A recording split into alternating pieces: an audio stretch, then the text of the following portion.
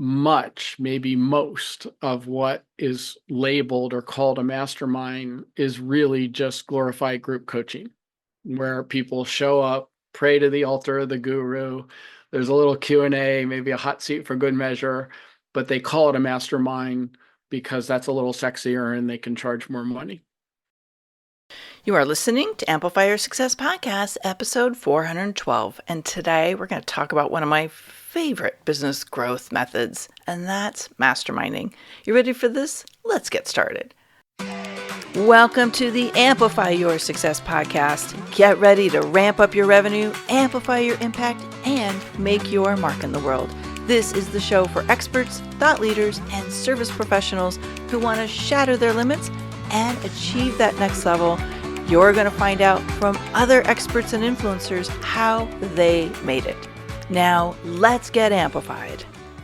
Hey there, inspired entrepreneurs and business leaders. It's your host, Melanie Benson, Authority Amplifier. And today I have a friend joining us to talk about one of my favorite business growth models. Let me just tell you a little background about masterminding. And that is, I have been masterminding since I was about 28 years old. So yeah, like 30 years. And it has been such a massively transformational experience. Now, I am a fan of the more traditional mastermind concept that our guest talks about today, where we look at masterminding as the collective brain that is generated only when two or more people are gathered with the pure intention to be a rising tide. And it has been something that has served me so well. Many of my best strategic partners have emerged from masterminds. The connections that have formed, speaking engagements that have shown up because of the relationships in those kind of rooms. But not only that, especially if you struggle with being a best kept secret and you feel a little invisible in your marketing, these are the kind of relationships that can propel you because people can see you and help open doors for you that may be locked closed for years. So masterminds are what I would consider more of the high ticket offer that is in my model around the 7-step framework to create $1 million visibility for you and your business. Okay, so first we tap into $1 million visibility and then we can create it for ourselves.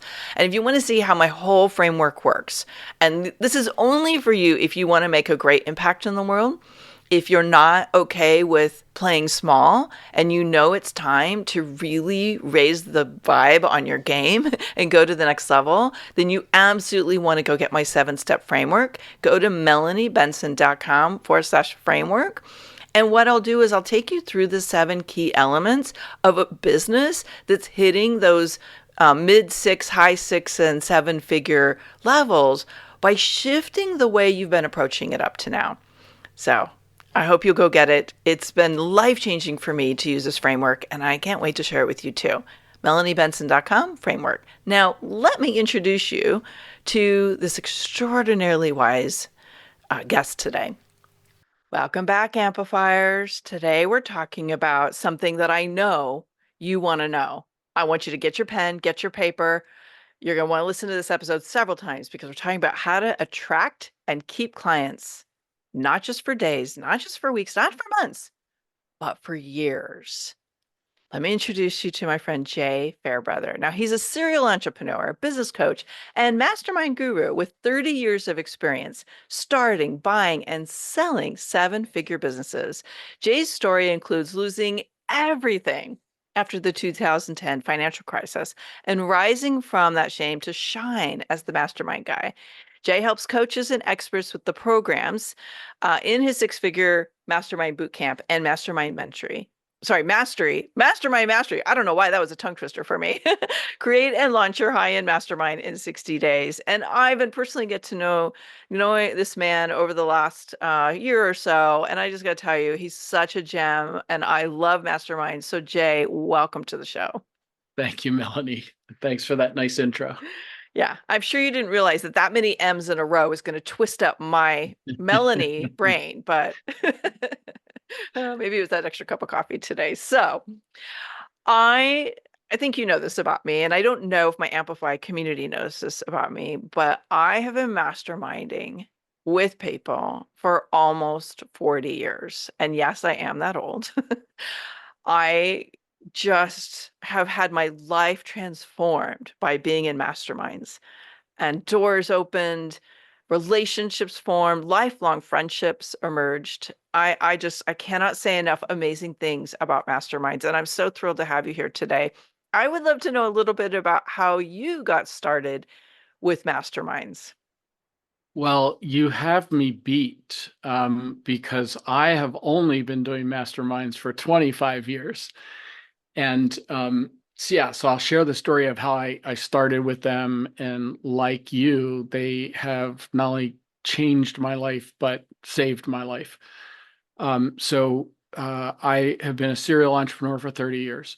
So my first business I started and pretty quickly grew it to $1 million in revenue. But I got stuck there. I couldn't seem to break beyond that $1 million plateau. And that's when I joined an entrepreneurs organization and got put into my very first entrepreneur mastermind. And it's hard for me to remember what I ate for breakfast yesterday, but I still remember 25 years ago walking out of that first mastermind meeting and saying to myself, oh my God, I found my tribe. Like I knew after one meeting, these were my people. They got me, they were me, they understood me. And so we joined that mastermind back then just to grow our businesses and become better entrepreneurs. But what happened surprised me, first of all, and then amazed me, is within 5 or 6 months in these meetings, starting to watch grown men break down and cry as they start to open up and talk about their messed up marriages and the kid problems and the anxiety and depression and how the business has overtaken their lives. And that's not what we signed up for. But it was amazing. And it was really my first experience as an adult with that level of human connection. And so I was all in. And I started joining every mastermind I could over the next several years. I joined 6 or 7 others. I started running and facilitating them. And of course, my business took off. So I grew that business to 10 million in revenue, and I sold it in 2004. And life was pretty good. It traveled extensively. I bought 3 other businesses. I invested in a bunch of things. And then, like I'm sure many listening, if you've ever had a period in your life when things were going along swimmingly and something out of your control happens, in 2008, what's now, called the world financial crisis began. And over those next few years, I lost everything. So within a few year period, I quite literally went from being a multimillionaire living in a mansion overlooking one of the rivers of Pittsburgh to living in my friend's basement, broke, bankrupt, divorced, alone, and ashamed. Because for 15 years, I had built this identity as this really successful serial entrepreneur. And there I was sitting in that basement, not even owning a car. So it took me a while. I lived in that basement literally for 5 months, but figuratively more like 5 years, dealing with that, loss of identity and that shame. And I can honestly say the only reason I'm here today is because of the support of the 2 masterminds that I stayed in during that time. That first mastermind I ended up staying in for 17 years. Mm. And those people supported me way beyond a basement to live in and a car to borrow. They supported me in ways I can't even articulate. And so in a very real sense, masterminds helped me 10x my first business and save my life during that really difficult time. I'm so moved by your share, and I really appreciate the vulnerability. I spent so many years feeling massive shame about my implosion that happened in the financial crisis as well.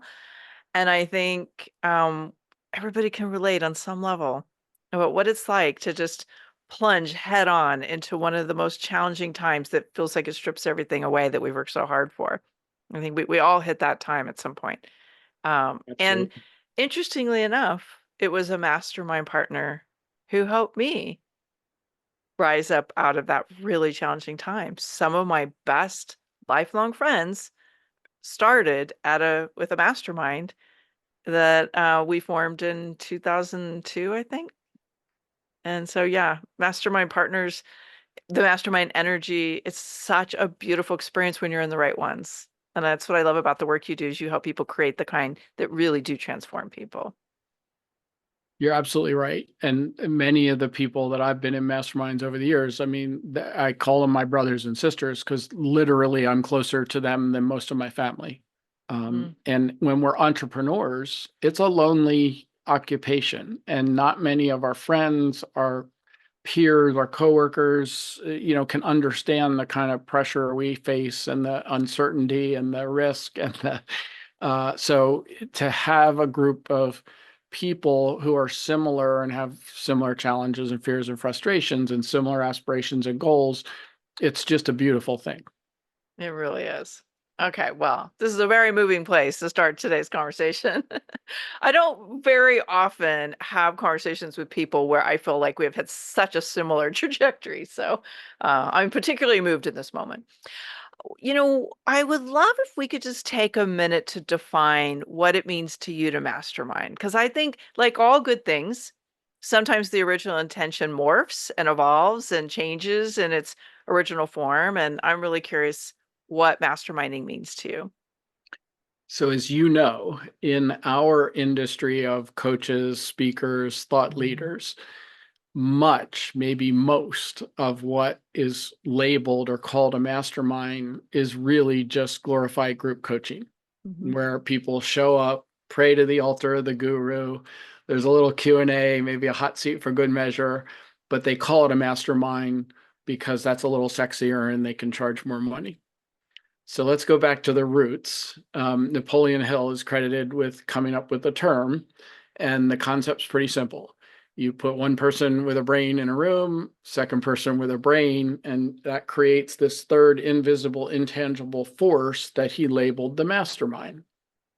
So if you imagine putting 8 to 14 brains in a room, the size of that invisible, intangible force, when you tap into the collective knowledge, the collective wisdom, collective experience of those 8 to 14 people. Now, the reason I use the numbers 8 to 14 is because one of the key principles in a true mastermind is that in every single meeting, every person should have a voice and participate. And if you have 20 or 30 people in the meeting, you need a 4 to 6 hour meeting in order to allow everyone, to really participate. So that's what I call a true mastermind, is that sort of smaller, intimate, cohort-based group. And what I do is I help coaches, speakers, and thought leaders to create their own programs. And I would say the majority of the programs they're creating aren't necessarily that true mastermind. It's what I call a hybrid. So the distinction is that when you're a guru, a leader, a coach, a mentor, like there's often you're playing that role in the mastermind. So in the mastermind that you create, there might be some foundational training that you're giving people as part of the lay the foundation for people. There might be, you might be actively coaching and mentoring people versus playing that sort of pure facilitation role where you're just trying to activate that mastermind Napoleon Hill, brain trust and get into the collaboration and co-creation. So to me, one of the important concepts is there's no one way to create a mastermind. You shouldn't create my mastermind or Napoleon Hill's or Melanie's or anybody else's. You have to figure out the pieces of the puzzle to put together that not only take advantage of your superpowers, but most importantly, deliver the most impact and results for your clients. Mm, yeah, well said. And I think that also knowing who your clients are helps you decide what kind of mastermind you should introduce or you should hold. Because I want a different kind of mastermind today than I did even 10 years ago. And I think that's what you specialize in, is helping people figure out all those pieces. Yeah. So And yeah, if I can pick up on that, yeah, go ahead. there's two key factors in creating a good mastermind. The one you just touched on is putting the right people into it. And I tell a whole story around purple fish and my kids that is kind of taken a life of its own. But the point of it is that your right fit client, your right fit avatar for your mastermind is different than your right fit client avatar for any other programs that you want to create, because your other programs are going to have a broader niche, a broader target person. That the people you allow into the mastermind, you want to really make sure that they're a good fit. And the pinnacle of creating that kind of exclusivity in the mastermind is when you get to a point where it's like, no, I don't need to chase you or convince you to join my mastermind. Why don't you tell me why I should let you in? What value are you going to bring to this exclusive, intimate group that I'm very protective of? Because one wrong fit person in that container can be like a cancer to the group. Yeah. Oh my gosh. Can I just share a mistake I made along the way, Yeah. digging into that? Because, I just love people so much. We were talking earlier about Enneagrams, and like, I'm an Enneagram 9, who's the peacemaker. And I like see the amazingness in everybody I meet. Like, I can instantly see that. And there was a time early on in my career when I was hosting paid masterminds for other people, and I did not have that nailed down. I did not have, I mean, a lot of people wanted to be in my mastermind at that point, and I let people in because I saw their potential and their value to the group. But boy, did the chemistry not always work out so well. And it was uncomfortable for me. And I think that it was not necessarily a retention move for my group. And I think that that's something that I love that you're bringing into the equation. It's like, if we think about, like, we want to have a mastermind that wants to keep coming back, that sees the value, that wants to refer more people in, you really need to think about the chemistry of that group. And that somebody doesn't feel like, and this is a common complaint I hear, I feel like the smartest person in that room. And I don't want to be the only smart person in that space. Which leads perfectly to the second key factor in creating a mastermind that's not only effective, but that lasts. And that's creating the container. So it's very important to be able to establish the rules and the protocols and the expectations for participation so that you get to a point where people drop the egos, that people show up without an agenda other than helping and supporting everybody else in the mastermind to thrive and grow, right? And when you think about it, all the people we deal with in our lives have agendas, right? Our family members have agendas. Usually our friends even have agendas. Certainly our, vendors have agendas. Even our clients, even our mentors have agendas, right? But in a good mastermind container, you have people showing up where they leave the agenda. It's a judgment-free zone. You leave the agenda at the door. We're just there to help each other grow and thrive. And that activates, I can go on many tangents, but that activates a tangent around peer learning and the difference between peer learning and most other types of learning, right? So the way I explain it, being a type A stubborn entrepreneur, is that, even the mentors that I pay a lot of money to help tell me what to do, when, it's usually the third or fourth time they tell me something that I find, either sinks in or I hear it or decide to act on it. Whereas in a mastermind group, if I hear somebody else going through a problem that I can relate to, it's not being directed at me, and I can draw my own conclusion from their mistakes, their experiences, seeing what they've tried, seeing what works for them. then I get it the first time. Like it's instantaneous that I get that value to go, oh, well, that's exactly what I need to do in my situation by drawing those parallels. So the power of peer learning is something that a lot of people never get to experience, and it's really powerful. Yeah, that's such great insight. Because I think, again, if I look back on people who got great results from being in masterminds versus people who maybe complained about it, I think that clear expectation and a willingness to shift our own like learning style or like learning mechanism so that we recognize where the actual learning's coming from is huge. So I love this so much. So good. I have like a bazillion questions I want to ask you, but I know we don't have all that much time. So let's talk a little bit about what's commonly known as a high ticket mastermind. And um, do you have to be like the most well known or like a super influential expert in your field to host what's commonly known as those high ticket masterminds? And how do we define a high ticket from another I was just mastermind, going to say, right? let's start by defining high ticket. Yeah. So, there's no hard and fast rules for defining this, but high ticket generally you think about somebody who's spending 5, 10, 15, $20,000 on an annualized basis to be in your program. So it's one of the most common questions that I face or common concerns that comes up that say, I don't feel like I'm ready. I'm not there yet, right?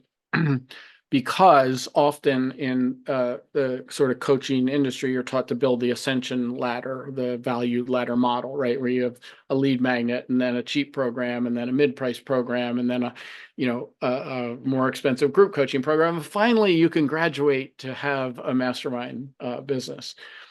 But there are lots of examples of people. I don't know if Debbie White is an example I use often, where she built a mid-six-figure business, and her only program she offered was a $14,000 mastermind. She didn't have a course. She didn't have lower-end programs. She didn't do one-on-one.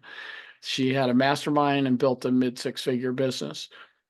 So this idea of how much credibility and authority and establishment that you need is really transitions to almost a mindset piece more than anything. It's usually in our own heads that we don't have that credibility and authority to get in there. I tell a story. Sorry, we're going on tangents now. I tell a That's okay. I story. love the stories, by the way. The stories are great. I have a pricing program. That's my low end program. I have a pricing program for coaches. And in it, I talk about this woman that I reconnected with. I hadn't talked to her in 15 years. I reconnected when I was just starting my coaching business. She had started her coaching business about 4 years before me. So I talked to her, and if you line us up on paper, we're like identical, literally. Like we've both been serial entrepreneurs 30 years. We both had 9 businesses. We both bought and sold businesses. We both had, like the similarities on paper, just like you line us up. And I was like, well, I'm struggling with what to charge and what I'm worth and my value. And so I'm thinking like $300 an hour. And what do you charge?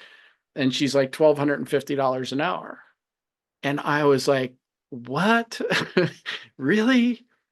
And that's the point, is that when you line us up on paper, we had equal credibility, authority, and experience. But in my mindset, I wasn't there to be able to charge that kind of rate. So that's one piece of it. But ultimately, it comes down to the value that you can provide. What are the outcomes that you can provide? And what is the value to the person that you're, to the program you're running? Now, it's easy when we talk about like entrepreneur masterminds or helping business people, because it's easier to get to those tangible outcomes. You can make more money in your business. You can, right? But I work with a lot of life coaches, healers, personal development people. And when you think about it, masterminds are even more perfect for that kind of transformation, because you can only have so much effect in a 6 or 8 week course or a 3 month, group coaching program. When you get to work with somebody for a year or 3 years, that's where you can really change lives. So this idea that you have to be this, like uber successful already before you launch a mastermind is just not true. And I, on the non-high ticket end of things, I know plenty of people who have started lower priced masterminds when they're just almost brand new coaches. It gives people a lot of options as ways to leverage this model. And again, like I love this model, and there's so many different ways that you can structure it. So it's completely in alignment with what you do and what your superpowers are and what people need and want from you. Yeah. But I don't know if you use this term at all in your work. I haven't seen you refer to it, but to me, it's like you're creating a container that's a rising tide. Yeah. You know, to me, Yeah. that's my favorite part about it. Whatever you're teaching or not teaching, or it's just like everybody should be rising together. Yeah, I was just doing getting testimonial videos for my client mastermind. And I had done some several months ago, and I was just adding some new people to it and updating. And it was amazing to me because every single person to a T, when I'm just asking them about, give a testimonial for being in the mastermind, they all talked about the relationships and the value that the other participants in the program add. And I was like, man, that's perfect. Like that's I couldn't have scripted that better, because that's what you really want when you get back to that distinction between group coaching and masterminds, right? It's when you're building, we talked about the hybrid program, right? Where there's still some component of content or training or coaching and mentoring. But if you do things in those programs, like if you're running a group coaching program right now, and you do things which intentionally build the relationships between the people in the program, that's what makes the difference in terms of that added value and the retention and longevity, right? Because what I had a 7-figure coach tell me once, like, I have clients that love me. They bought every program I've ever released. They've been with me a couple of years, and like we had one client say to me, like, I love you, but I have all your content, so thank you, but I'm gonna go find another mentor, because they didn't have a mastermind where the person's going to say, okay, I might have all your content, but I'm not leaving these relationships that I have, that I love these people that are in this program with me. And if I'm connecting the dots properly, I think that's really why people are in retention in a mastermind. They don't want to, there's not as much churn if you're hosting a good mastermind, because they want to keep those relationships intact. Even if they don't Absolutely. need you per se anymore, Yeah. they want to keep masterminding and building and nurturing and growing with the people in the group. Yeah. And as the leader, I love that even more, because for me, like, I don't love creating content. Like, that's not my superpower. So when I show up in a mastermind, in fact, I did this a few months back. I was like feeling totally ill prepared for my mastermind meeting the next day. I was like, oh my God, I don't really have any content. And so we just showed up and we masterminded. And like, I got so many comments and response after that meeting going, that was the best meeting we've ever had. Can we have more of that? So yeah, the relationships is what it's all about. Good. I got one more quick question for you. Well, actually, I have a couple more, but I want to ask you one more about masterminds. I've heard you talk about this fewer, better, longer mastermind model. Could you just share what that is real quick? Yeah. So the idea is fewer clients, better clients, and longer term clients, right? So we talked about the high ticket thing, right? Making more money with fewer clients. A statistic I always share is that if you have a $1,500 course or a $1,500 coaching package, you need 67 clients just to reach 6 figures. And as you know, to get 67 clients, you need a lot of traffic. You need a big fancy sales funnel. That's not easy.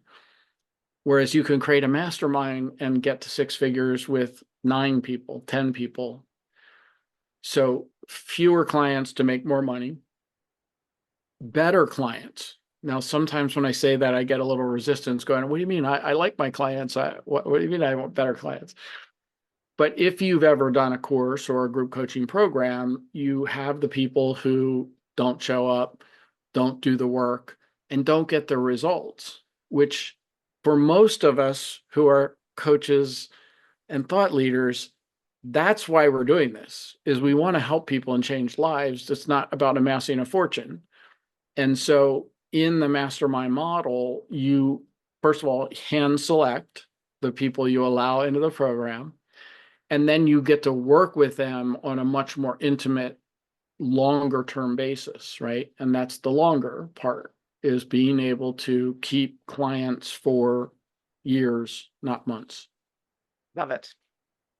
So I don't know about you as you're listening in, but I'm so excited and inspired about what's possible with Masterminds. I would love it if we could share a resource with our community about how they can maybe find out if they're ready to have a mastermind for their business.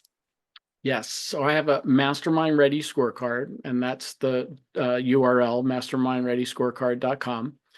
And it takes you just a few minutes, but it'll give you a really clear insight into the things you already have in place, that you're already, where you're strong, and the gaps that you might have in terms of being able to create a program like this. So people usually love taking it and get great sort of a snapshot of where they are and what they need. Yeah, thank you. We'll link that up in the show notes, friends, so that if you're like, oh my gosh, I really want to know if it's time for me to put a mastermind, the answer is probably yes, just so you know. But this is a great way to kind of get some clarity about the process. Okay, time to ask you some questions to help our community get to know the man behind the masterminds, right? You shared a little bit about your story early on, and I just made me so curious. What would you say is the boldest thing you've ever done since you started this business to amplify the success of it? So when I started, so I run 3 masterminds. I run a local entrepreneur mastermind here in Pittsburgh. I run a peer mastermind, a peer peers who are, coaches in the industry. And then I have my client mastermind.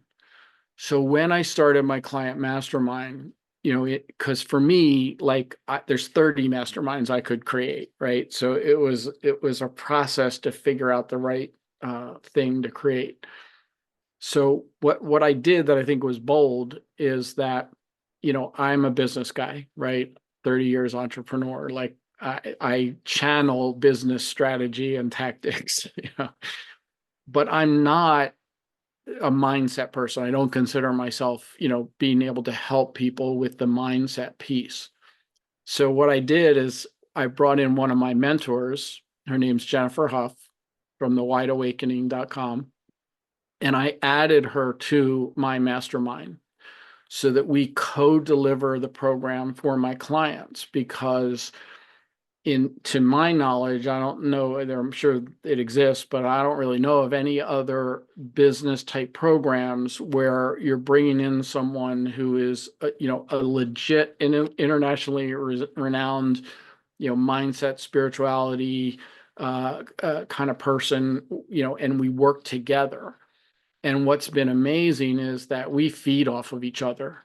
Like, she'll come in thinking that she's going to talk about one thing, but she'll feed off of what I'm, teaching or what I'm focusing on at the time. And it's just been a beautiful marriage of the sort of business piece and the personal piece and our clients love it.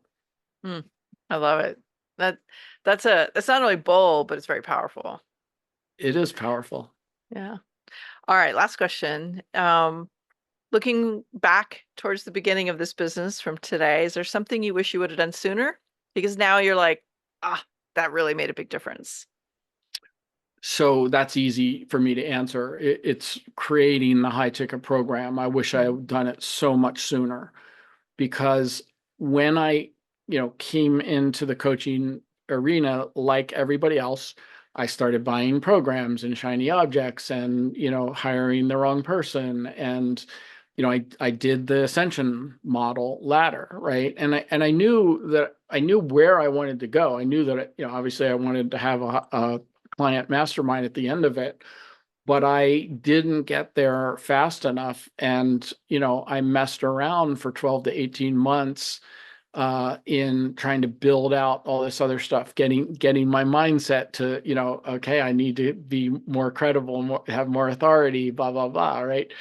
And so if I had done that sooner, and here's the real key to that. And it relates exactly to this mastermind scorecard that people can take. Even if you feel you're not ready today or next month to create a high ticket mastermind, if you figure out what you're going to create and create that vision and that plan for what that's going to look like, and most importantly, who it's going to be for, who the right fit people are, then every decision you make day to day in your business becomes so much easier, because you can validate it against, is this going to help me create my high ticket program, which is going to fuel me way past 6 figures, or not? Because if it doesn't serve getting you there, then I'm not going to waste my time on it. I'm not going to do it. So as early as possible in your business, you really want to plan and articulate. And I'll throw one more plug in. I do 3-day events that are virtual, and this is exactly what we do in these 3-day event. Is we come in, and it's very workshop style, and you walk through, like, what is the right mastermind for you to create? Who are the right people to create it? What's a simple funnel that you can create to move people? And then what are the next steps you're going to do to start working on this thing? So Great. Such sage advice. Jay, thank you so much for bringing your wisdom to the Amplify community today. And as you're listening in, I want to hear from you. Are you going to start your mastermind? Are you going to make the one you have perform better? Tag Jay and I in a post online, wherever you love to engage with us socially. Let us know what the big aha was from today. Jay, thank you so much. Thanks, Melanie. I appreciate it.